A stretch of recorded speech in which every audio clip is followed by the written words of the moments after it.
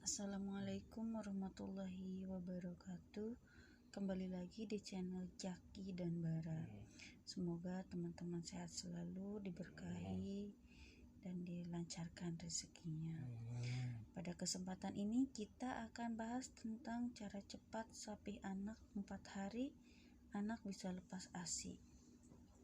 Proses menyapih anak itu adalah kegiatan ataupun sebuah momen yang memang tidak gampang ya. Kenapa dikatakan demikian?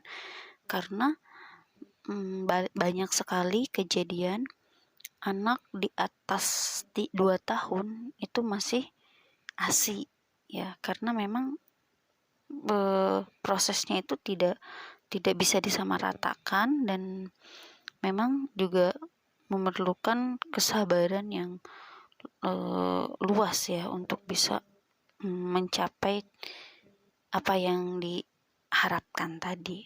Nah, makanya di sini kita akan bahas tentang cara menyapih anak secara cepat. Memang bisa anak disapih dengan cepat. Insya Allah saya sudah mempraktekkan cara ini dan alhamdulillah dalam 4 hari anak kedua saya usia 2 tahun, Bara, dia bisa lepas ASI dalam waktu 4 hari ya. Terus apa caranya sehingga bisa seperti itu? Oke. Cara yang pertama itu adalah menyelesaikan usia si anak sampai 2 tahun ya. Karena memang tugas kita kan sebagai orang tua memberikan ASI kepada anak eksklusif itu sampai 2 tahun dan kita selesaikan dulu kewajiban itu. Nah, setelah anak selesai 2 tahun berusia 2 tahun, kita yakinkan dalam hati bahwa ini sudah waktunya. Dalam hati kita, dalam hati ibunya dulu diniatkan yang kuat, yang istiqomah bahwa sudah cukup dan saat ini anak ini harus mulai, gitu kan ya. Yang kedua adalah sikap tegas dari ibu tadi terutama ya terhadap anaknya, tegas dan disiplin. Kenapa harus tegas? Kenapa harus disiplin? Pertama, tegas artinya kita harus kuat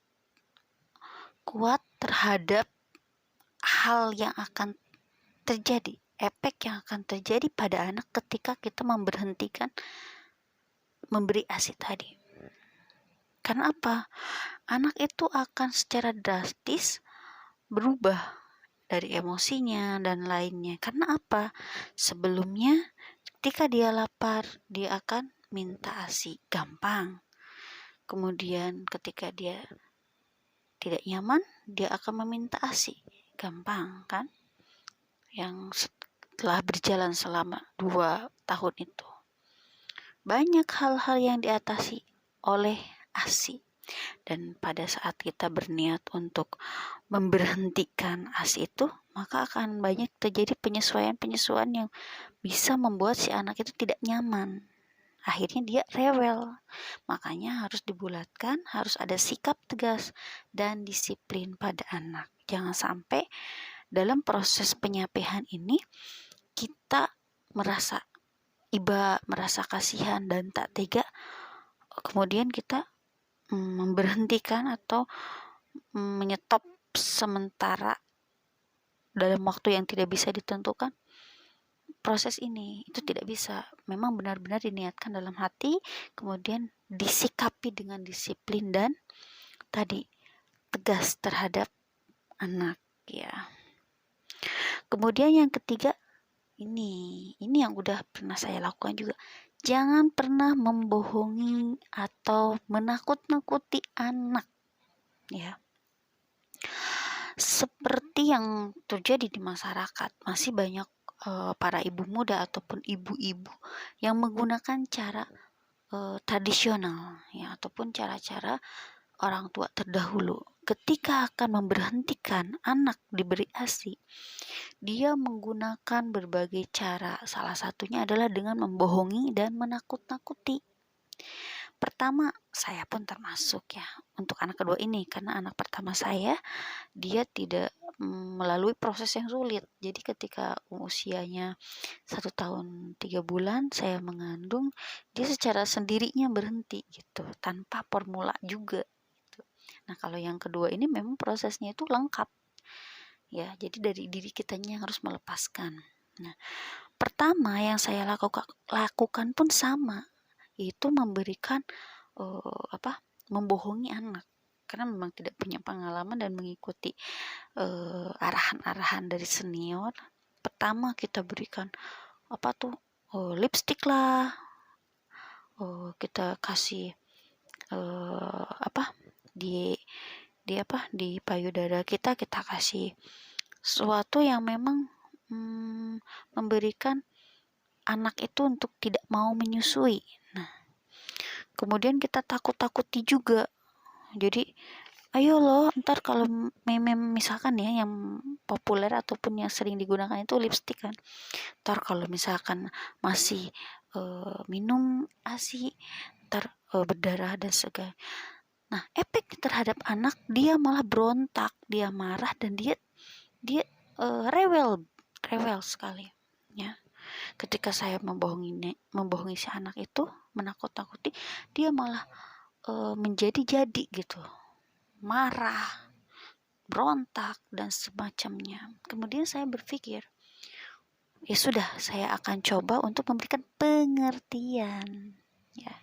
Jadi cara berikutnya adalah memberikan pengertian kepada anak. Setelah itu gagal, saya pikir 2 bulan saya mencoba dan anak itu malah tidak nyaman, tidak tenang. Saya coba memberikan pengertian, Dek, adik sudah 2 tahun, adik sudah besar. Adik sekarang minum susu, tidak lagi minum susu.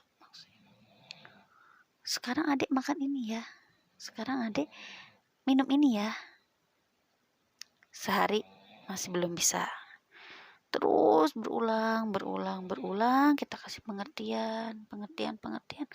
Lama-lama si anak itu mengerti ya, dan ditanamkan dulu lah, dia mengerti, tapi proses menyusuinya masih terus berjalan.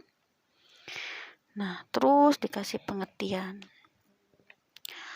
Terus yang berikutnya, yang kelima adalah secara bertahap. Pertama jangan langsung kita beri pengertian, kemudian setelah kita beri pengertian sehari kita beri tahu atau pengertian ke anak, kemudian langsung lepas, tutup tugas.